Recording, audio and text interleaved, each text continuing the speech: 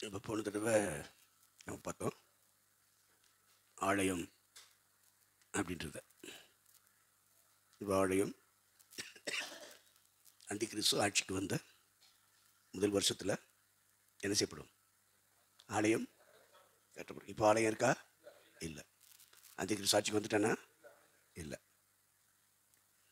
அப்போது அந்த ஆலயம் கட்டப்படுவது எருசலேமில் தேவாலயம் இருந்த இடத்துல அந்த ஆலயம் கட்டப்படும். அது அரபு நாடுகளின் தலைவர்களுடைய ஒப்புதலோடு அந்த ஆலயம் கட்டப்படும். அந்த ஆலயத்துக்கு பேர் யார் கட்டின ஆலயம்? முதல்ல கட்டின ஆலயம் சாலமோன் ஆலயம், ரெண்டாவது கட்டின ஆலயம் செருபாபேல் கட்டின ஆலயம், மூன்றாவது ஆலயம் ஏரோது கட்டின ஆலயம். இப்பொழுது ஆலயம் இல்லை, இனிமேல் கட்டப்படும். அந்த ஆலயத்துக்கு பேர் என்ன? அந்தி கிறிஸ்துவின் ஆலயம். என்ன ஆலயம்? ஏன்னா அவன் தான் கட்ட போகிறான், வேறு யாரும் கட்ட போகிறது இல்லை. ஆகவே ஆலயத்தை பற்றி அங்கே தீர்க்க தரிசனமாக யோவானுக்கு கர்த்தர் வெளிப்படுத்தி கொடுக்கிறார். இந்த ஆலயம் புறம்பே உள்ள இடங்கள் புறஜாதிகளுக்கு என்ன அப்படித்தானே இருக்குது. ஆலயத்துக்கு புறம்பே இருக்கிற பிரகாரம் புறஜாதியருக்கு கொடுக்கப்பட்டபடியால் அதை அளவாமல் புறம்பாக்கி போடு. பரிசுத்த நகரத்தை அவர்கள் 42 மாதம் அளவும் மிதிப்பார்கள் என்று சொல்லப்பட்டிருக்கிறது. சரி, என்னுடைய 2 சாட்சிகள், அடுத்த வசனம் என்னது? என்னுடைய 2 சாட்சிகளும் ரெட்டு வஸ்திரம் உடுத்தி கொண்டிருக்கிறவர்களாய் 1260 நாள் அளவும் தீர்க்க தரிசனம் சொல்லும்படி அவர்களுக்கு அதிகாரம் கொடுப்பேன். பூலோகத்தின் ஆண்டவருக்கு முன்பாக நிற்கிற 2 ஒலிவ மரங்களும் 2 விளக்கு தண்டுகளும் இவர்களே. அப்போ இந்த 2 சாட்சிகள் ரெட்டு வஸ்திரம் உடுத்துறவங்களாக தீர்க்க தரிசனம் சொல்லுவாங்க. இவங்க 2 பேரையும் பற்றி ஆண்டவர் கொடுக்குற அடையாளம், 2 பேரும் 2 ஒலிவ மரம், 2 விளக்கு தண்டுகள் இவர்களே. ஒலிவ மரங்களும் அவங்க தான், 2 விளக்கு தண்டுகளும் அவங்க தான். அங்கே போட்டிருக்க அந்த படத்தில் பார்த்தீங்களா? 2 மரம் இருக்கா, 2 விளக்கு தண்டு இருக்கா? இந்த 2ம் அவர்களுக்கு அடையாளம்னு சொல்கிறாரு. அப்போ இந்த 2 பேரும் தீர்க்க தரிசனமாக நமக்கு சொல்லப்பட்டவர்கள். இன்னும் சகரியா 4ஆம் அதிகாரத்தில் சொல்லப்பட்டிருக்கு. வாசிங்க. ம்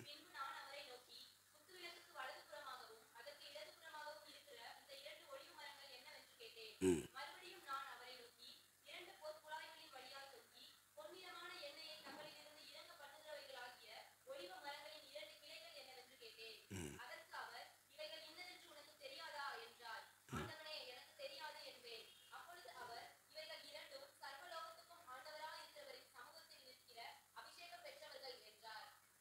அப்போ 2 பேர் யாரா?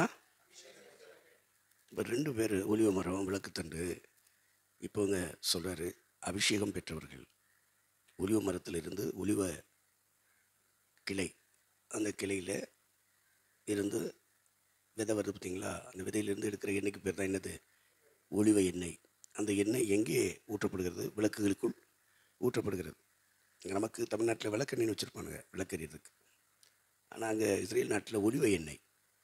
அந்த ஒலிவ எண்ணெயை வைத்து அவர்கள் விளக்கு ஏற்றுவார்கள். இஸ்ரவேலின் நாட்டில் ஆசிரியப்பு கூடாரத்தில் குத்து விளக்குகள் இருக்கிறது. 6 கிளைகள் கொண்ட 7 அகல்கள் கொண்ட ஒரு குத்து விளக்கு. அந்த 7 அகல்களும் பிரகாசிக்க வேண்டுமானால், எரிய வேண்டுமானால் அதுக்கு ஊற்றப்படுகிற எண்ணெய் ஒலிவ எண்ணெய். அந்த ஒலிவ எண்ணெய் ஊற்றப்பட்டு இஸ்ரேலின் குத்து விளக்குகள் எரியும். இதைத்தான் தரிசனத்தில் சகரியா கொடுக்குறார். இந்த தரிசனம் கிபி 96னா அது கிமு 500க்கு பின்னாடி, ஏறக்குறைய ஒரு 400-450 வருடங்களாக இருக்கும். அந்த காலத்தில் தான் சகரியாவுக்கு என்ன செய்கிறாரு? தரிசனம் கொடுக்குறார். அப்போது இந்த 11ஆம் அதிகாரம் காண்பிக்கப்பட்ட நேரம் ஏறக்குறைய 500 வருடங்கள், குறைந்தது 500, இங்கிட்ட ஒரு 100 போட்டிங்கன்னா ஒரு 500-600 வருடங்களுக்கு முன்னே சகரியாவுக்கு காண்பிக்கிறார். ஒரு 500 வருடங்களுக்கு பின்னே 600வது வருஷத்தில் இங்கே யோவானுக்கு காண்பிக்கிறார். அப்போ நான் புரிந்து கொள்ள வேண்டும், சகரியாவுக்கு காண்பிக்கப்பட்ட தரிசனம், யோவானுக்கு காண்பிக்கப்பட்ட தரிசனம் 2 சாட்சிகள். அந்த 2 சாட்சிகளை ஆவியானவர் என்ன செய்கிறார்? அடையாளப்படுத்துகிறார். அவங்க என்ன பண்ணுவாங்களா? 2 ஒலிவ மரம் போல, 2 விளக்குத்தண்டு போல இவங்க அபிஷேகம் பண்ணப்பட்டவர்கள். ஒலிவ எண்ணெயில் தான் அபிஷேகம் பண்ணுவாங்க. ராஜாக்களை, தீர்க்கதரிசிகளை, ஆசாரியர்களை எண்ணெய் கொண்டு போய் என்ன பண்ணுவாங்க? அபிஷேகம் பண்ணுவாங்க. ஒலிவ எண்ணெய்,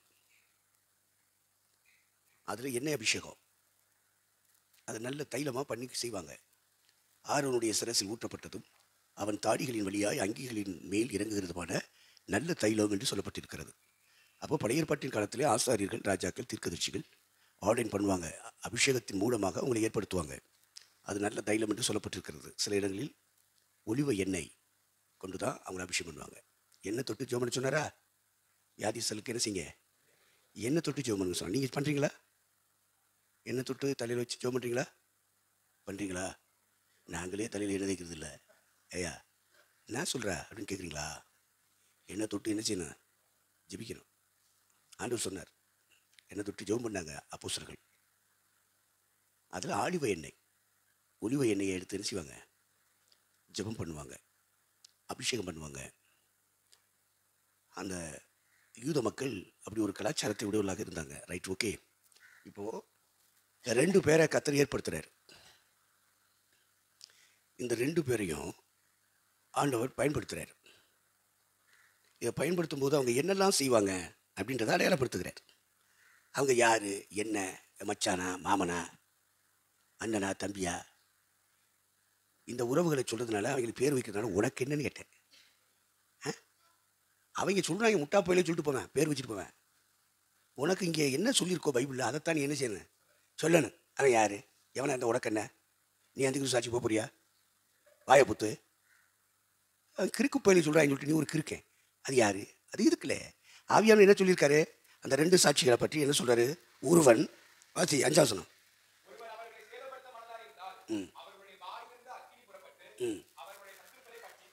அவளுடைய சத்துருக்களை. அப்போ முதல் அடையாளம் என்ன அப்படின்னா, அவங்க காலத்தில் இரட்டையர்கள் தீர்க்கதரிசனம் ஊழியம் செய்வாங்க. அவங்கள வெறுத்து யாராவது அடிக்க, வேறாவது காயப்படுத்த வரும்னா உடனே டப்புன்னு என்ன பண்ணுவாங்க? அவங்க டச் பண்ணால் போதும், உடனே அவங்க எவன் டச் பண்ணால் அவன் பக்கம் திரும்புவான். திரும்ப ஆன்னு வாயை திறப்பான். வாழ்ந்து என்ன வரும்? நம்மளை மாதிரி கெட்ட வார்த்தைலாம் வராது, நல்ல வார்த்தையும் வராது. என்னதான் வரும்? அக்னி தான் வரும், தீ தான். பூசிங்கி செத்து விடுவேன். இந்த கல் எவன் மேல் விழுகுமோ அவன் நசுங்கி போவான். எவனாவது அந்த கல்லில் மோதுனா அவன் என்ன செஞ்சுவான்?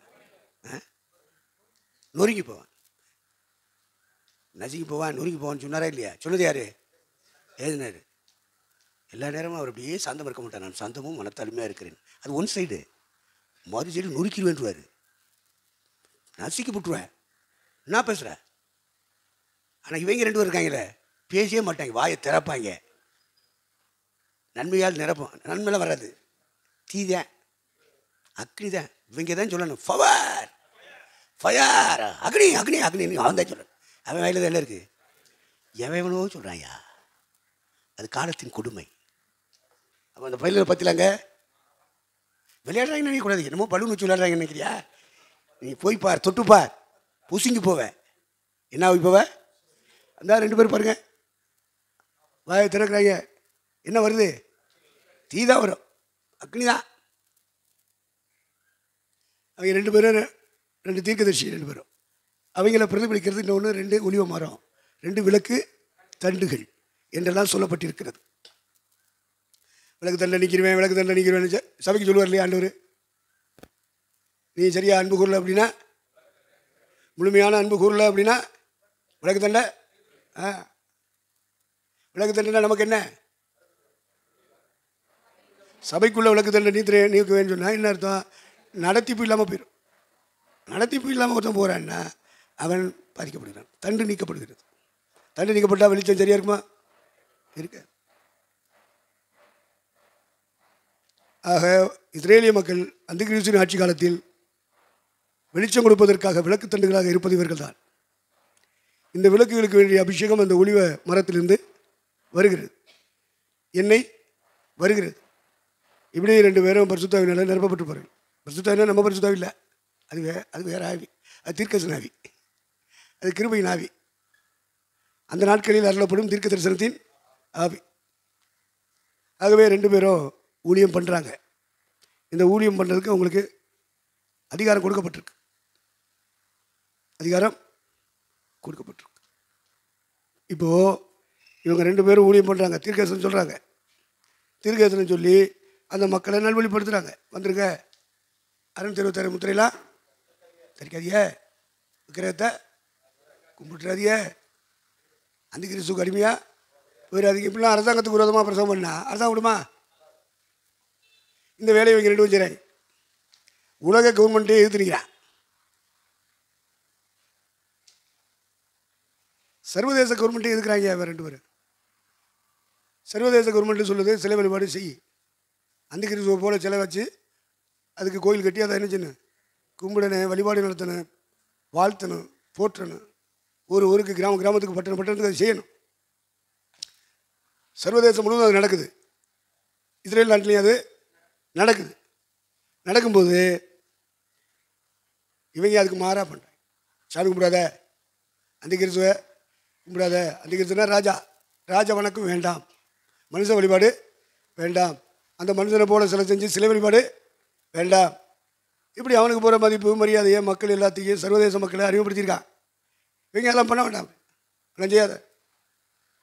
அடுத்து நம்ம எல்லாருக்கும் ஆதார் கார்டு கொடுத்த மாதிரி மக்கள் எல்லாருக்கும் நம்பர் கொடுப்பாங்க. ஒவ்வொருத்தனுக்கும் ஒரு நம்பர். அப்போ பொதுவான நம்பர் ஒன்று இருக்கும், அதுக்கு கீழே அவனுக்கு நம்பர் கொடுத்துருவான், ஜாயிண்ட் ஆயிரும். 666 இந்த நம்பர் கொடுத்துருவான். இந்த நம்பர்லாம் நீங்கள் தெரிவிக்கக்கூடாது சொல்லிக் கொடுப்பாங்க. இவங்க கும்பிடக்கூடாது, ராஜ வணக்கம் செய்யக்கூடாது, அரசாங்கம் சொல்லுதுன்னு பண்ணாத. அப்போ என்ன பண்ண முடியும்? கொடுக்கல் வாங்கல் எதுவும் செய்ய முடியாது. அதை செய்யாத. இவங்க போய் சொல்கிறாங்க. இது போலீஸ்காரன் என்ன பார்த்துட்டா இருப்பேன், அவன் அரசு ஊழியர். அவங்க என்ன பண்ணுவாங்க, அரெஸ்ட் பண்ண வருவாங்க. இப்படிலாம் பேசக்கூடாது, அரசாங்கத்துக்கு விரோதமாக பேசக்கூடாது, அரசு சட்டத்துக்கு மாறாக பேசக்கூடாது, சட்டம் தன் கடமையை செய்யும்பா. சட்டம் போலீஸ்காரங்கப்பா, சட்டம் தன் கடமையை செய். கிறுக்கு போயிடும். இதெல்லாம் நடக்கும். அப்போ இவங்க கிட்ட போயிட்டாங்க வைங்க, அரெஸ்ட் பண்ணணும்னு கையை காலை தொட்டாங்கன்னு வைங்க, அவனோட வாயை திறக்க தஞ்சுக்கான். குபீர்னு மண்ணெண்ணெய் வாய்க்கில் ஊற்றி ஃபூன்னு ஊதுவான். ஊதிட்டு அப்படியே தீக்குச்சி கொளுத்தி வச்சானா அப்படி தீ பந்து அப்படி பறந்து வரும். எவன் கிட்ட போவேன்? அவன் வாயிலேருந்து என்ன வருது? கிட்ட வந்துடுவாங்களா? எவனாவது அரெஸ்ட் பண்ணிடுவானா? முடியாது. இவங்களுக்கு கொடுக்கப்பட்ட நாட்கள் வரைக்கும் ஒரு கன்று வச்சு கூட என்ன செய்ய முடியாது, சுட முடியாது. சுட்டாலும் அந்த குண்டு அவனை தொடாது. ஏன்னா அவ்வளோ பவர்ஃபுல் மேன். இவங்க சொல்லணும் பவர், அக்னி அக்னி அப்படின்னு சொல்லணும். நம்ம சொல்லிக்கிட்டு இருக்கோம் மயக்க பிடிச்சிக்கிட்டு, ஒரு அக்னி வர்றதில்லை. ஏதோ எல்லாரும் சொல்கிறாங்க, நம்மளும் சொல்லுவோம். அப்போ முதல் பாயிண்ட் நம்ம பார்க்குறோம், யாராவது ஒருவன் அவர்களை சேதப்படுத்த மனதாக இருந்தால் அப்படி வாயிலிருந்து அக்னி புறப்படும். அடுத்து அவருடைய சத்துருக்களை பட்சிக்கும். அப்படியே, அதாவது எரிச்சு சாம்பலாக்கி கொள்வது, அப்படியே கொல்லப்பட வேண்டும்னா இவங்க 2 பேருடைய ஊழியத்துக்கு எதிராக எவன் வந்தாலும் சரி கொள்றது தான். ஈவு இறக்கம் இல்லாமல் பூ அப்படின்னு ஊதுவேன், செத்த. எவனா ஒரு கெட்ட வார்த்தை போட்டு பேசுறாங்க, பூ செத்த, குபீர்னு தீ பிடிச்சி. அடா அதில் ஊழியம் நம்ம கையில் இப்போ தரட்டு ஓடி போயிடுவார். அதனால ஆட்சியாளர்கள், அதிகார வர்க்கங்கள் இறைப்பணியாளர்களுக்கு எதிராக, தேவசுத்தம் செய்கிற தேவதாசமர்களுக்கு எதிராக அந்தி கிறிஸ்துவின் ஆளுகையின் காலகட்டத்தில் யாராக இருந்தாலும் எதிராக செயல்பட்டால் அவர்கள் வாயிலிருந்து அக்னியை வரவழைத்து அவர்களை கொன்று போடுவார்கள். இப்படி ஒரு ஊழியம் நடக்க போகுது. அடுத்த வசனம்.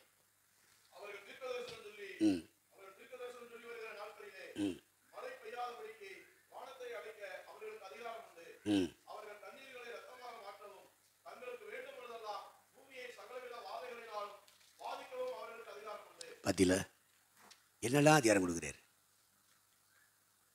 இதையும் சொல்கிறாங்க, அந்த 2 பேரும் நாங்கள் தாங்கிறான். நம்ம ஆளுங்க இதனால இஸ்ரேல் தேசத்தில் போய் என்ன பண்ணுறாங்க, இடம் வாங்கி கட்டடம்லாம் போட்டாங்க, பில்டிங்லாம் போட்டான்.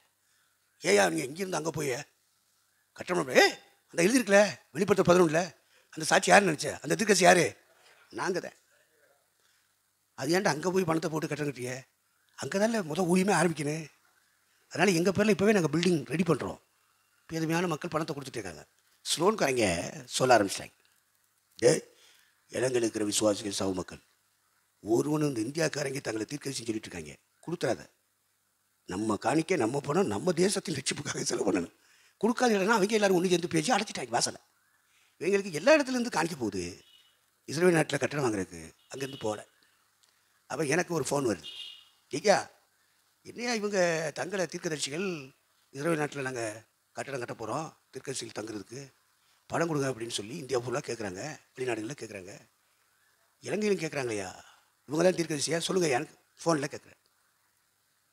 நான் ஒன்றுமே சொல்லலை. என்ன சொல்லுங்க, யார் கைவில் டேவிட்டு சொல்லுங்க. அதெல்லாம் கிடையாது. யார் உங்களுக்கு சொன்னது? எல்லாம் தவறான செய்தி, இதெல்லாம் கேட்கக்கூடாது. இந்த பாருங்க, இந்த அரட்டுறது ஊட்டில் வச்சுக்கூடாது. கேட்குற கேள்வி போய் சொல்லுவார். சரி, அந்த செய்தி என் காதுக்கு வரட்டும். அதை உண்மையானு சொல்லி நான் உறுதிப்படுத்தின பிறகு அதுக்குரிய பதிலை நான் சொல்கிறேன். இலங்கைக்காரன் பூரா காசு கொடுக்கலான்ட்டாங்க, காணி கொடுக்கலான்னு சொல்லிட்டாங்க.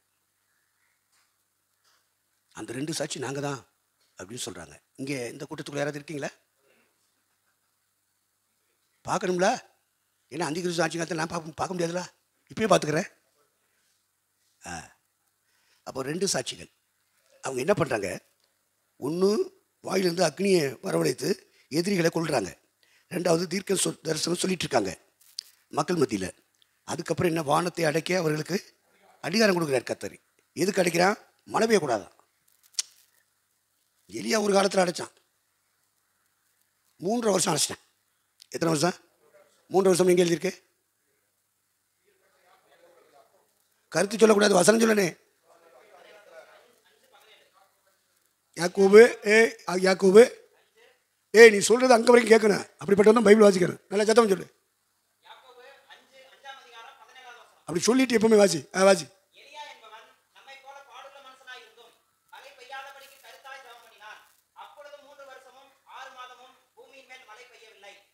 அப்போ மழை பெய்யலை. அடுத்த வசனம் மறுபடியும் ஜெபம் பண்ணினான். பார்த்தீங்களா? வானம் புளிகிறது, பூமி விளைகிறது. உனக்கே நான் தர வேண்டிய ஜிஎஸ்டி சொன்னால் இங்கே இருக்க முடியுமா? தொலைச்சுவாங்க. என்னையா ஆன்டி இண்டியன் போட்டால் பரவாயில்ல, வரி கட்டில உள்ளதுக்கு போட்டுவேன். அதனால் நம்ம என்ன செய்ய வேண்டியிருக்கு? ஜிஎஸ்டி வரி கட்டணும். எல்லாத்துக்கும் வரி வாங்கினேன். ஹோட்டலில் போய் நம்ம சாப்பிட்டோம்னா சாப்பாட்டுக்கும் வரி கேட்குறேன். அப்போது வானத்தை அடைக்கிறார்கள். அதுக்கு அவன் ப்ரேயர் பண்ணுறான், என் வாக்கினாலே அன்றி மழையும் பனியும் பெய்யாது அப்படின்னு எலியா சொல்கிறான். யார் அந்த மாதிரி சேலஞ்ச் மினிஸ்ட்ரி, சேலஞ்ச் வேர்டு மக்கள் மன்றத்தில் ராஜாக்களுக்கு அப்படி ப்ராஃபட்டிக்கலாக வேர்டு ரேமாவை அனுப்ப முடியும்னா தேவ சமூகத்தில் நிற்கிறவன் தான் சொல்ல முடியும். பல ஆண்டுகள் தேவ சமூகத்தில் இருந்தவனாக்க எலியா சும்மா சொல்ல முடியாது. கடவுளுடைய பாதத்தில் உட்கார்ந்து உட்கார்ந்து உட்கார்ந்து உட்கார்ந்து அந்த தேவ பிரசனத்தில் நிரம்பி நிரம்பி நிரம்பி அந்த பரிசுத்த ஆவியின் அபிஷேகத்துக்குள்ளே நிரம்பி நிரம்பி வர்றவனுக்குள்ளே தான் ஆவியானவர் அந்த ப்ராஃபட்டிக்கல் வேலை போடுவார். ரேமாவை வாயில் வைப்பார். வானத்தை அடைத்தான சும்மா இல்லை, பல ஆண்டுகள் அவன் தேவ சமூகத்துக்கு அவன் சொல்லுவான். அந்த 1 ராஜாக்கள் 18:1 17:1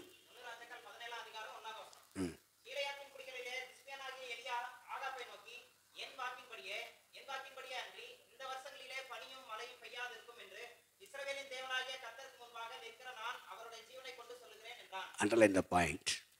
கர்த்தருக்கு முன்பாக நிற்கிற நான். ஏதோ ஒரு காலத்தில் தேவ சமூகத்திலிருந்து ஜெபம் பண்ண காரியம் மட்டும் இல்லை. இப்போ இந்த வார்த்தையை யூஸ் பண்ணும்போது அவன் கர்த்தருக்கு முன்பாக நிற்கிறான், தேவ சமூகத்தில் இருக்கான், தேவ பிரசனத்துக்குள்ளே இருக்கான்.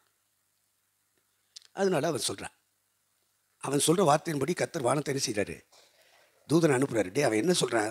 ஆகாப்புக்கு முன்னாடி அதை செஞ்சு கொடுக்குறா. உடனே தூதன் போவான், லாக் பண்ணிடுவான். 3.5 வருஷம் என்ன இல்லை? மழை இல்லை, பனி இல்லை. அப்போ பனியின் மூலமாக சில செடி கொடிகள்லாம் வளரும். அது இல்லை. மழை பெஞ்சிச்சுன்னா மரங்களும் செடிகளும் கொடிகளும் விவசாயங்களும் நல்லாயிருக்கும். அதுவும் இல்லை. மழை பெஞ்சா இப்போ நம்ம காலத்தில் தொழிற்சாலைகள் இயங்குது. நீர் மின்சாரம், என்ன மின்சாரம்? நீர் மின்சாரம். இதெல்லாம் சேர்த்து தான் தொழிற்சாலையில் அந்த கருவிகள்லாம் இயங்குகிறது. லைட்லாம் எரியுது, இந்த ஃபேன்லாம் ஓடுது, கிரைண்டர் ஓடுது, மிக்சி ஓடுது, இப்படி நிறையா வச்சுருக்காங்க. பற்றியில் எல்லாம் வேணும். இது நீரில் இருந்து செயல்படுற ஒன்று. அப்புறம் குளிக்கணும், மரம் செடி கொடிகள்லாம் வளரணும், விவசாயங்கள் தலைக்கணும். இதுக்கெல்லாம் என்ன மழை அவசியம்யா? இவன் பாட்டுக்கு வந்து என்ன பண்ணுறேன், என் வாக்கினாலே என்று நான் சொல்லாமல் இந்த வானம் மழையை தராது, பனியை தராது, சொல்லிவிட்டு போயிட்டேன். இப்போ சொல்லணும், கடவுளுடைய வார்த்தையை சொல்லணும் நீங்கள் நானும். ஆனால் நம்ம நிற்க வேண்டிய இடம் என்னது? தேவனுக்கு முன்னாடி யார் நிற்கிறாங்களோ அவங்க பிரசங்கப்படத்துக்கு வரும்போது, அவங்க தேவசமத்தில் நின்றுட்டு வரும்போது, அந்த எல்லையில் வர்ற கூடி வர்ற விசுவாசியத்தில் ஒரு தேவ பிரசன்னம் இறங்கும். இவங்க போயிட்டா போதும். வாயை திறந்துட்டாங்கன்னா வார்த்தை ஆவியானவரே கொடுப்பார். அதான் ப்ரெசன்ட் வேர்டு. நீங்கள் அல்ல பேசுகிறது, பிதாவின் ஆவியானவரே உங்களிலிருந்து பேசுவார். இப்போ பேசுகிற வார்த்தைகள், ஒன்று கட்டப்படுகிற வார்த்தை, இன்னொன்று இடிக்கப்படுகிற வார்த்தை. 2 வார்த்தை வரும் விடப்காலில்.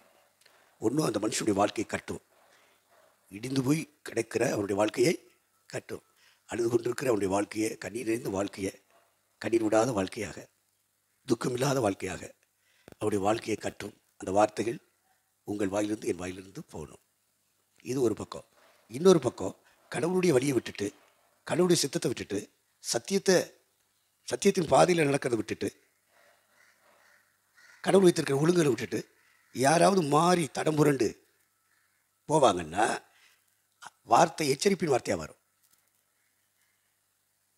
அப்படிப்பட்ட தவறான வாழ்க்கையை இடிக்கும். இதுதான் இருபுறமும் கற்குள்ள பட்டயம். ஒரு பக்கம் நம்ம வாயிலிருந்து புறப்படும் வார்த்தை கேட்கிற ஜனங்களை கட்டி எழுப்பணும். இன்னொரு பக்கம் இடிக்கணும். எதை இடிக்கணும்? தவறான வாழ்க்கை, தவறான கருத்து, தவறான ஊழியம், அதெல்லாம் இடிச்சு தள்ளிடணும்.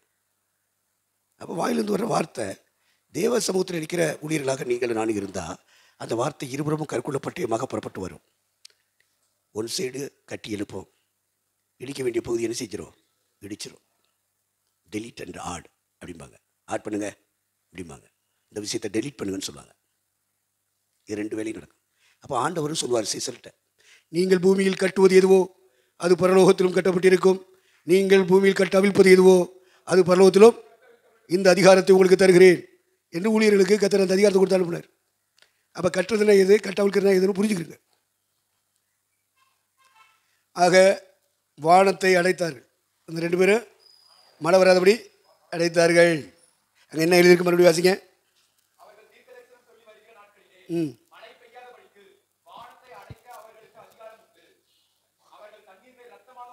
அடுத்து பாருங்க, குடிக்கிற தண்ணியை பூரா என்ன செய்கிறேன்? அந்த கிராம மக்கள், அந்த பட்டணத்து மக்கள் எல்லாம் அரசாங்கத்துக்கு கட்டுப்பட்டு வாழ்ந்துட்டு இருப்பேன். இவங்க அரசாங்கத்துக்கு விரோதமாக பேசிட்டு இருப்பாங்க. அவங்க ஏதாவது பேசுவாங்க, உள்ளே வராதையா, ஊருக்குள்ளே வராத, கிராமத்துக்குள்ளே வராத, போதும் நீங்கள் வந்து அப்படின்னு விரட்டுவாங்க. இவங்க உடனே விரட்டா செய்கிற, நீ வாட ஊருக்குள்ளே எத்தனை குளம் கட்டி வச்சுருக்க, எத்தனை குளம் தூர் வார்த்து வச்சுருக்க, எந்தெந்த குளம், எந்தெந்த ஊரணி, எந்த குட்டை கிணறு, இதெல்லாம் எங்கே இருக்குது, நாங்கள் மருந்தடிக்க போகிறோம்னு போயிடுவாங்க. போய் ரத்தமாக்கிட்டு வந்துடுவாங்க. அள்ளி குடிச்சிருவியா? அவன் கிணத்துல இப்போ தண்ணி இல்லைனால பைப்பை திருவான். தண்ணி எப்படி வரும்? பிளட்டாக வரும். பைப்பை திருவினா பிளட். ஊரணியில் போய் குளத்தில் போய் கிராமங்களில் உள்ளவங்களும் அள்ளிட்டு வருவாங்க. ஒரு பிளட்டாக. அவன் என்ன பண்ணுவாங்க? எப்படி சமைப்பாங்க, எப்படி குடிப்பாங்க, எப்படி குளிப்பாங்க? ஒருத்தன் தெரியாமல் ஃபுல்லாக பிடிச்சிட்டான், தெரிய விட்டான், பாக்கெட் நிரம்பிடுச்சு. அடுத்து போகிறான், ட்ரெஸ்ஸை மாற்றிட்டான், இப்போ துண்டை கட்டிட்டு உள்ளே போகிறேன். போயிட்டு டமான்னு அள்ளி ஊற்றுறான். அள்ளி ஊற்றி சோப்பெல்லாம் போட்டுட்டு வெளியே வாரான்னு வைங்க. பாத்ரூம் எப்படி இருப்பான்? ஜவப்பாக இருப்பேன். பரவாயில்லையே இந்த தண்ணி, நம்ம கருப்பாக போனோம். அற்புதமான ஒரு வாக்கு. எப்பா தண்ணீர் எல்லாம் என்ன பண்ணிடுவாங்க? ரத்தமாக மாற்றிடுவான். குடிக்க முடியாது, நீ சமைக்க முடியாது. அப்போ குடிக்கிற தண்ணி பூரா என்ன பண்ணிடுவான்? ரத்தமாக மாற்றிடுவான். தங்களுக்கு வேண்டும் போதெல்லாம் பூமியை என்ன பண்ணணும்னு இங்கே நினைக்கிறாங்களே. சரி, அற்புதமான ஊழியம். என்ன நினைக்கிறானோ அதையெல்லாம் அவன் செய்யலாம். நம்மகிட்ட கண்ணை முடிக்கிட்டு இவன் எதிரி இப்படி வந்துட்டு இருக்கான், இப்படிலாம் அந்த இடத்துல பேசியிருக்கான், கண்ணை முடிக்கிட்டு அவன் கன்னத்தில் அறையப்படுவதாக உடனே டமா டமா சகல விதமான வாதைகளினால் அவர்கள் என்ன செய்வார், வாதிப்பான். அவங்களுக்கு பிடிக்கல அப்படின்னா தொலைஞ்சாவன். அப்படிப்பட்ட ஊழியம்யா.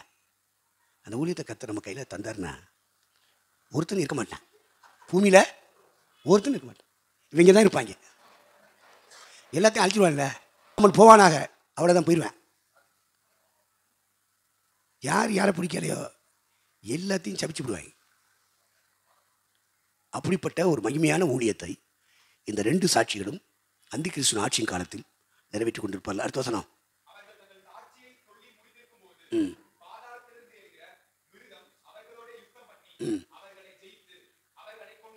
இப்படிப்பட்ட பவர்ஃபுல் ஊழியம், அக்னி நிறைந்த ஒரு ஊழியத்தை ஒரு 3.5 இயர்ஸ், ஒரு 3.5 ஆண்டுகள் அவர்களுக்கு இந்த அதிகாரத்தை கொடுத்திருந்தார் தேவன். இப்போ இவர்களை கொல்லக்கூடிய ஒரு அதிகாரத்தை அந்தி கிறிஸ்து கையில் கொடுக்குறார். அது பாதாளத்திலிருந்து ஏறுகிற மிருகம் சொல்லியிருக்கு. அந்தி கிறிஸ்து மனுஷன் தான், ஆனால் அவனுக்குள்ளே இருக்கிற ஆவி, தீய சக்தி, பொல்லாத ஆவி, அது பாதாளத்திலிருந்து ஏறி வந்த மிருகம் என்று சொல்லப்பட்டிருக்கு. அந்த ஆவி அவனுக்குள்ளே இருந்ததுனால தான் அவனை ஒரு மிருகம்னு சொல்லியிருக்கு, பீஸ்ட். அவன் தன் ஆண்டவர் இவன்கிட்ட கையில் கொடுக்குறாரு.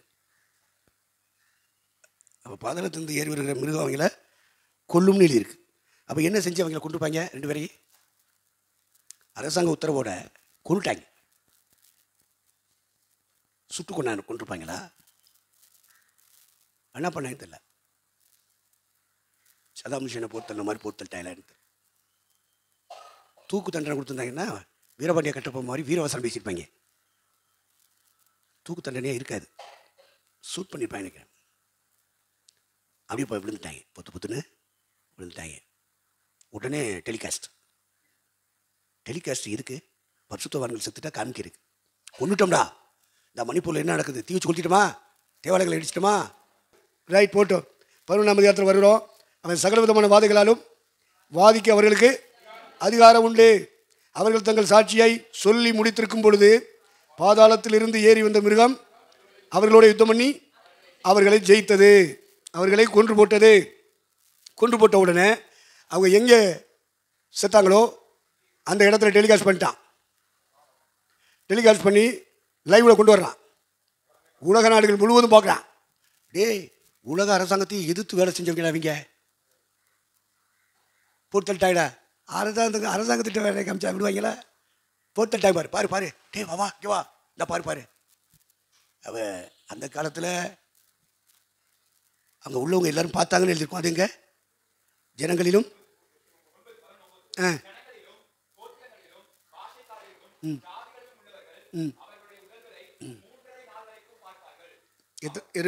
எத்தனை நாள்? 3 வருஷம் ஊழியம் செஞ்சவங்கள 3 நாள் போட்டாங்க. உடல் அப்படியே கிடக்கு, வெயிலில், பனியில், மழையில். அந்த நேரம் மழை நேரமாக இருந்தால் மழையில் கிடக்கும், பனி நேரமாக இருந்தால், வெயில் நேரமாக இருந்தால் வெயில் நடக்கும். அப்படிப்பட்ட ஒரு சூழலுக்குள்ளாகிறாங்க. அப்போ லைவில் காமிக்கிறான் டெலிகாஸ்ட்டில்.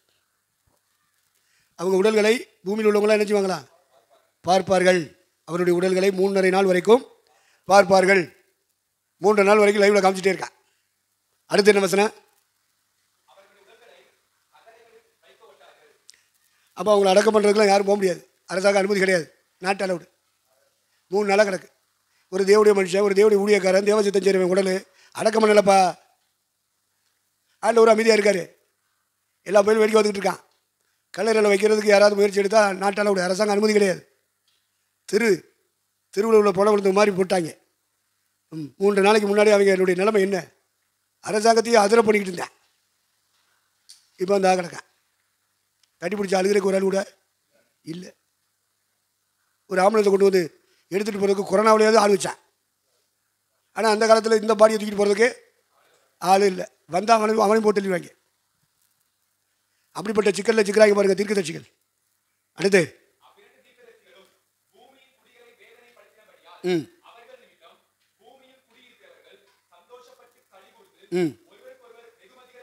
பத்தில பெரிய சந்தோஷம் தான். இங்கே ஒரு இடத்துல இல்லை, உலகம் முழுவதும். செத்தான்டா. நாட்டை கெடுத்தவன் செத்தான்டா. அரசாங்கத்தை எதிர்த்தவன் செத்தான்டா. 626 முத்திரை குத்த விடலையே, நாட்டை பிளவுபடுத்தினாங்களே, செத்தாங்கடா, போட்டுட்டாங்கடா.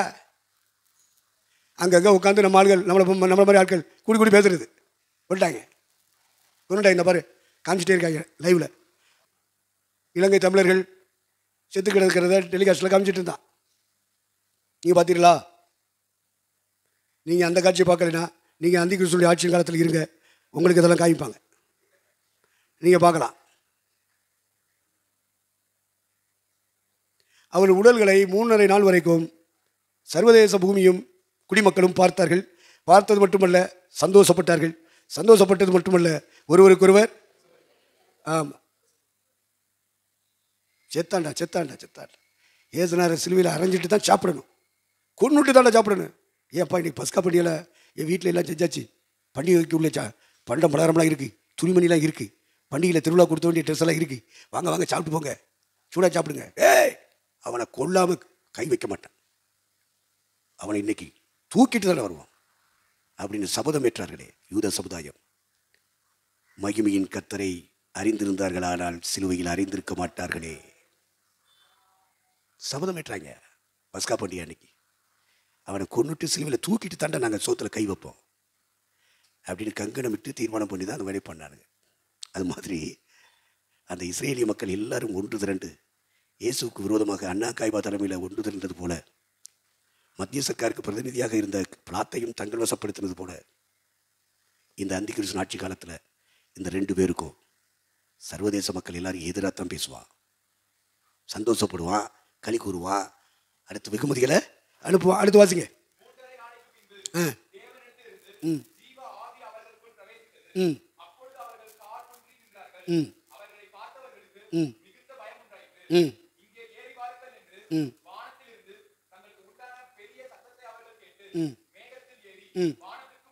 ம் சுட்டதையும் பார்த்தேன், செத்து விழுந்ததையும் பார்த்தேன். 3 நாள் பார்த்துக்கிட்டே இருந்தான். 3 நாள். அதுக்கப்புறம் ஒன்று நடக்குது பாருங்க, பகிரங்கமாக கிடக்கு. எந்த இடத்துல சுட்டு கொண்டாங்க அவரை? கொண்டாங்க எந்த இடம்? இடம் சொல்லியிருக்கா? அதை வாசிங்க. ம்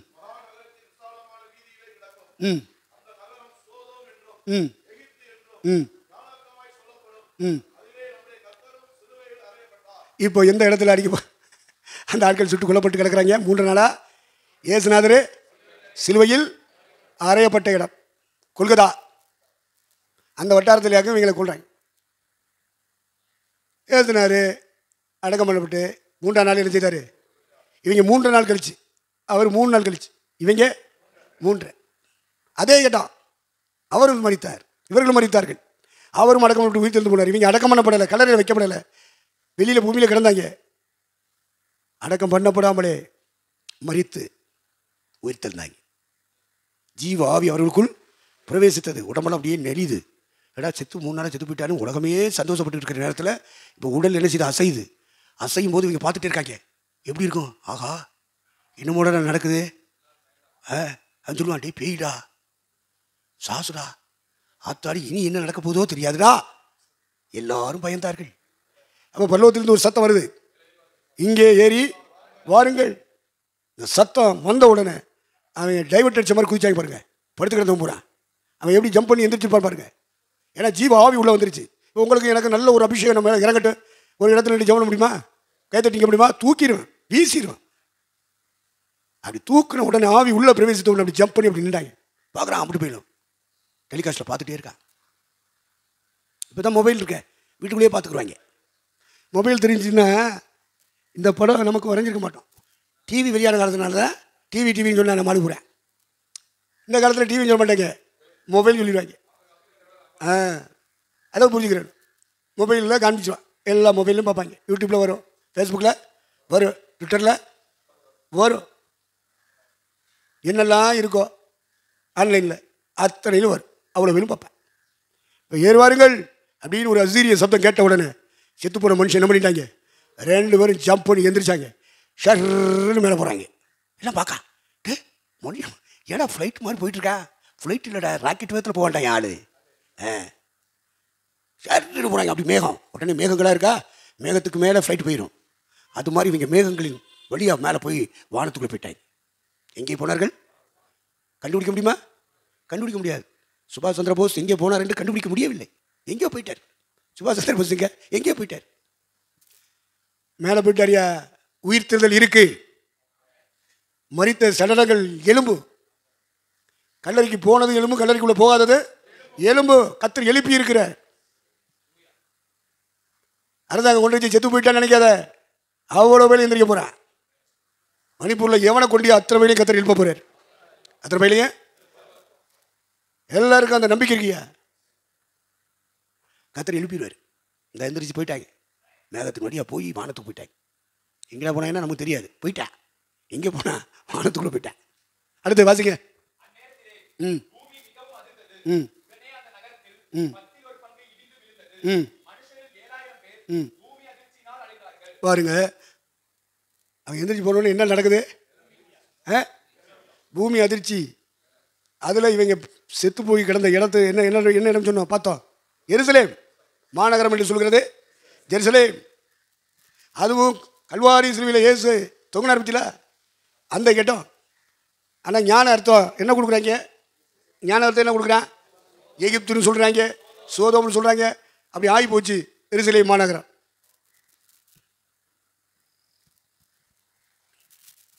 அங்கே இருக்கிற முறை எகிப்து மாதிரியே இருக்கான், எகிப்திய மாதிரியே இருக்கான். சோதம் பட்டணத்தில் என்ன நடந்தது அதெல்லாம் அவங்க செய்கிறாங்க. சோதம் பட்டணத்தில் என்ன நடந்துச்சு? ஆணோடு ஆண் அவலட்சணமானதை நடப்பிக்கிறது. இந்த மாதிரி பாவங்கள்லாம் அங்கே இருக்குது. அதனால் யோவானை கொண்டு கர்த்தர் எழுதுகிற ஞான அர்த்தமாய் சொல்லப்பட்ட பெயர்கள் சோதோம், எகிப்து. உண்மையாக சொல்லப்போனால், எழுத்தின்படி சொல்லப்போனால் அந்த இடத்துக்கு பேர் என்ன? எருசலேம். இயேசு கிறிஸ்து சிலுவையில் அடிக்கப்பட்ட இடம். நைட்டு எந்திரிச்சு போயிட்டாங்க. அப்போ போன நேரத்தில் இவங்க பார்த்துக்கிட்டே இருக்காங்க டெலிகாஸ்ட்டில். திடீர்னு ஒரு அதிர்ச்சி வருது, பூமி அதிர்ச்சி. அவங்க எந்திரிச்சு போனோன்னு பூமி அதிருதியா? அதிரும்ல. எங்காலும் உயிர் பெற்று எழுமுனா பூமி என்ன செய்யும்? அதிரும். அவங்க பேசும்போது, பிரசவம் பண்ணும்போது, பிராபசி சொல்லும்போது, அவங்க அடையாளம் செய்யும் போதெல்லாம் அதிகமாக அதிரலை. இப்போ அதிருது. பூமி அதிர்ந்துச்சுன்னா சாதாரணம் இல்லை. கட்டடங்கள்லாம் கடை கடை 8 மாடி 10 மாடி 12 மாடி 20 மாடி கட்டியிருக்காங்களா? நீங்கள் கட்ட போறீங்களா? கட்டுங்க கட்டுங்க. அத்திக்காய்கள் உதிர்வது போல, அத்தி மரத்திலிருந்து அத்திக்காய்கள் உதிர்வது போல கட்டடங்கள் எல்லாம் படபடப்படன்னு எல்லாம் இட்டிச்சு விழு. எவ்வளோ பேர் செத்தாங்களா? இடிபாடுக்குள்ளே சிக்கி மரித்தவர்கள் எத்தனை பேர்? 7000. இனி நடக்க போகுது. அட்வான்ஸாக கர்த்தர் சொல்லிட்டார். வீடுகள்லாம் இடிபாடுகளுக்குள்ளே சிக்கி மரித்தவர்கள் எடுத்து எடுத்து போடுறாங்க. மொத்தம் எவ்வளோ பேரா? 7000 பேர். அதுக்கடுத்து ம் ம் ம் மீதியானவர்கள்லாம் அங்கே இருக்கிற மீதி எல்லாம் யூத சமுதாயம் தான். அங்கனைக்கில் இருக்கிறது என்ன சமுதாயம்? மீதியானவர்கள் பரலோகத்தின் தேவனை அடிச்சார். இந்த மாதிரி அடித்தா தான் அவன் மகிமைப்படுத்துவேன். கொல்லணும். அவன் சொந்தக்காரன், அவங்க அப்பன், அவங்க ஆத்தா, அவங்க அக்கா, தங்கச்சி, அவன் புள்ள, அவ்வளோ பேருக்கு அட்டி விழுக்கிட்டு ஆட்டோமேட்டிக்காக என்ன பண்ணிடுவான்? இறைவா இறைவா இறைவா. இப்போ பாடுறேன். இப்போ பாடி என்ன செய்ய? முதல்ல அவங்க 2 பேரும் சொன்னாங்களே, தேவனை மையப்படுத்து தேவனை மையப்படுத்து, பறந்து பறந்து தீர்க்கதரிசனம் சொன்னாங்களே, கேட்டாங்களா? கேட்க மாட்டாங்க. சாவு வந்த பிறகு சிலர் என்ன பண்ணுறான்? தேவனை மகிமைப்படுத்துகிற. அடுத்து ம் ம் ம் ம்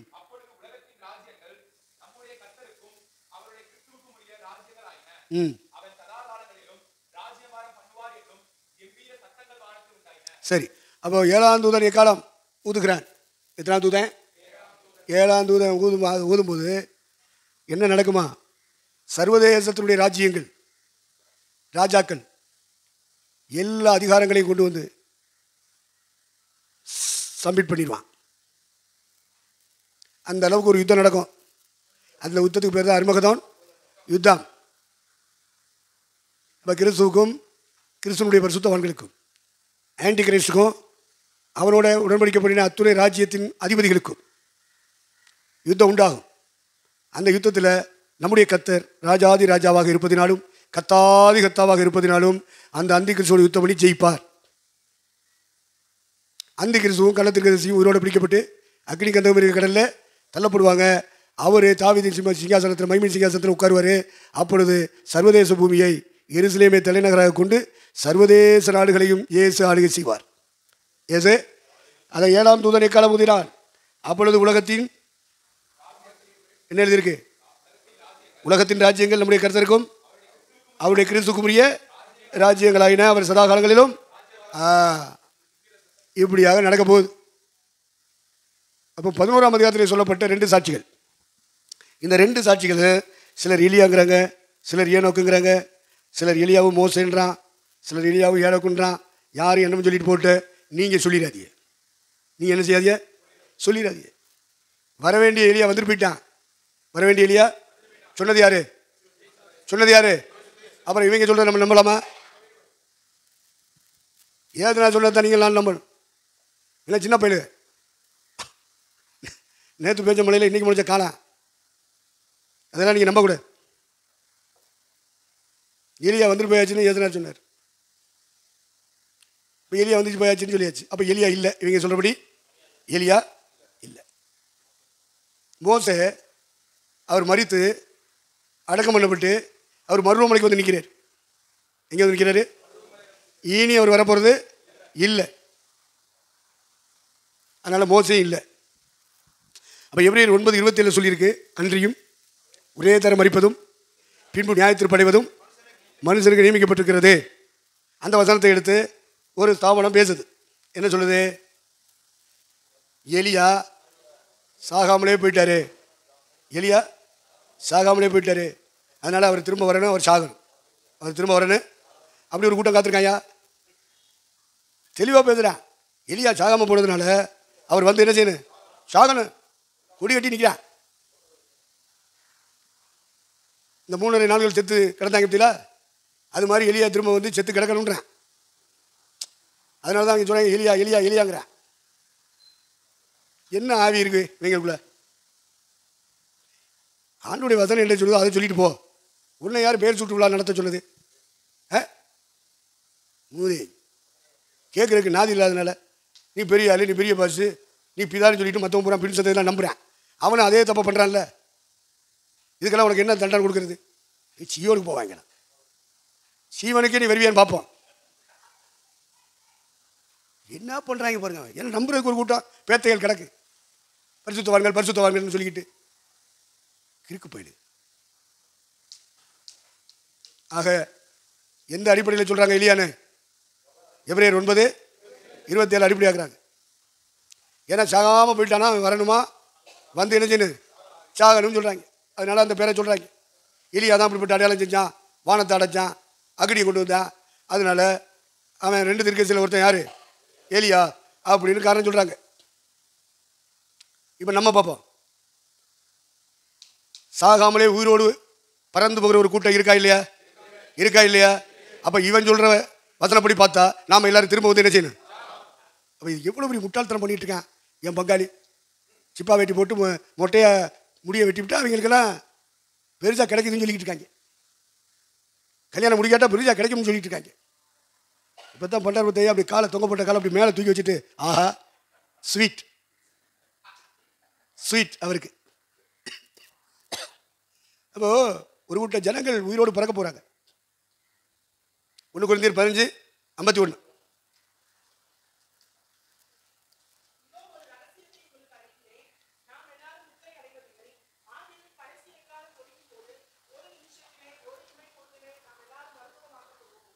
அடுத்து